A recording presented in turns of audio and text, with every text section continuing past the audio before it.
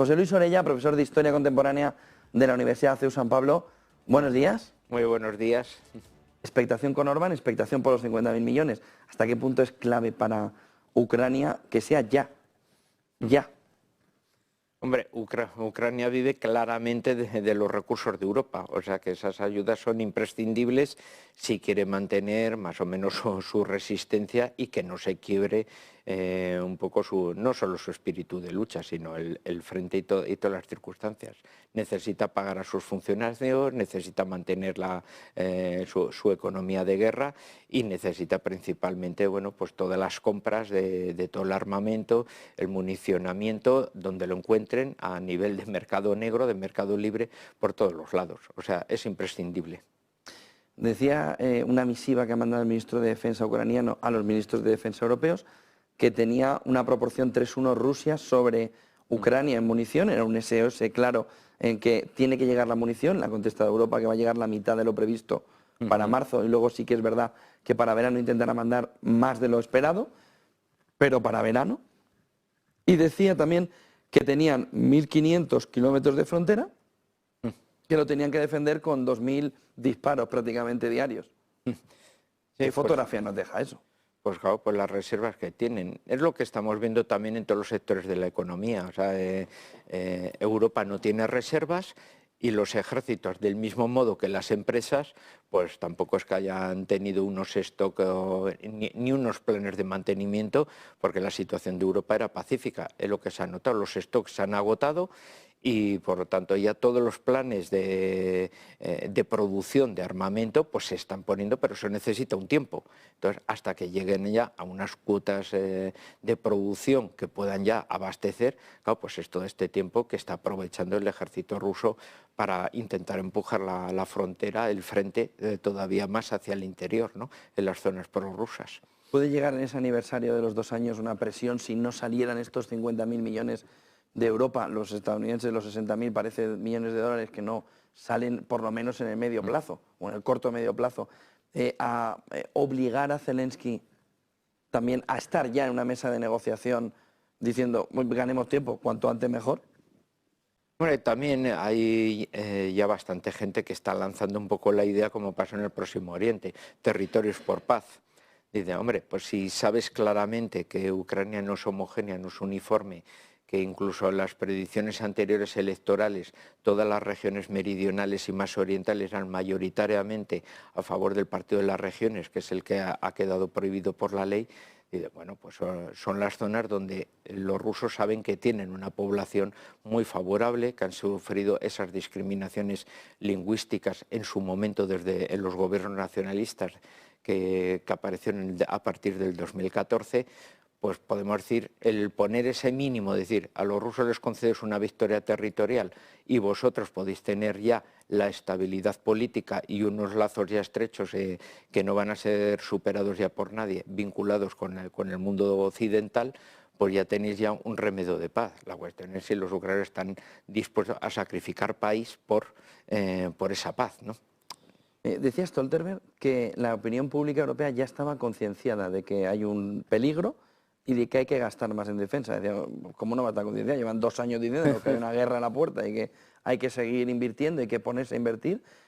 ¿Nos está anticipando algo Stoltenberg acerca de una fotografía de escalada importante militar en el que Europa tiene que jugar un papel fundamental? Claramente, o sea, incluso en las elecciones presidenciales americanas los candidatos están apostando por ello. Ya en la época de la presidencia de Trump estaba llamando y los europeos preferían gastar el dinero en otras circunstancias. Decía, bueno, vamos a ver, nunca ha habido una guerra casi desde la Segunda Guerra Mundial, las guerras de los Balcanes, que eran más bien enfrentamientos locales. ¿Para qué vamos a gastar en guerra cuando el armamento se pasa? Y esto es un gasto con un déficit público muy importante.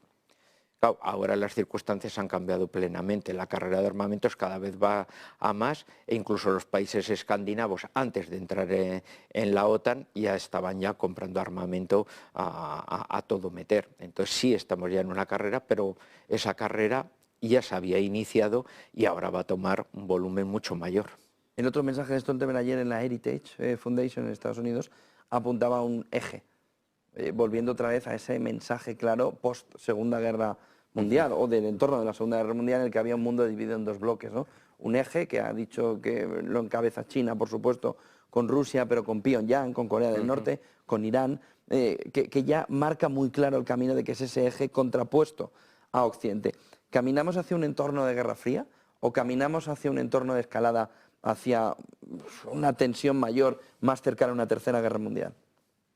Hombre, vamos desde luego en un incremento de la tensión, que también está favoreciendo todos los lobbies de la industria armamentística, porque están ahora en una primavera de beneficios como nunca habían tenido. Y también eso se está asentando precisamente en la política de los bloques. ¿Qué es lo que podría debilitar la política de los bloques?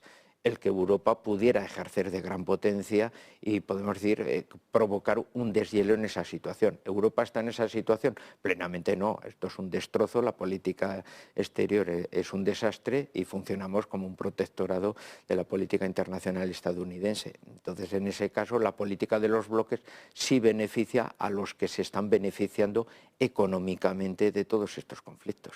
Una cuestión más, ¿crees que la escalada en Oriente Medio está ya cerca de estabilizarse o crees que todavía ese movimiento de hutíes y demás puede generar más tensión? Hombre, los movimientos de los hutíes están atacando claramente la economía y es también una presión para que se acabe la situación del Próximo Oriente. La única cuestión es cómo va a acabar. Claramente Netanyahu ha apostado por la situación de fuerza, era lo que salvaba a su gobierno, y jamás ha perdido toda su capacidad militar, como todo el mundo preveía la Franja de Gaza. Ahora la particularidad es que el desastre humanitario que se está produciendo con todos los muertos civiles en una zona tan densamente poblada, pues es lo que ha hundido a nivel comunicativo a Israel, ¿no? Entonces ahí tampoco a ellos les conviene, bueno, pues, o sea, en cuanto deshagan Hamas, pues imagino las situaciones que han tenido en otro tipo de conflictos, ocupación militar del territorio y se acabó el asunto, ¿no? Y desde luego ya bajar la tensión militar lo más posible, ¿no? Por lo menos para desaparecer del tema mediático, ¿no?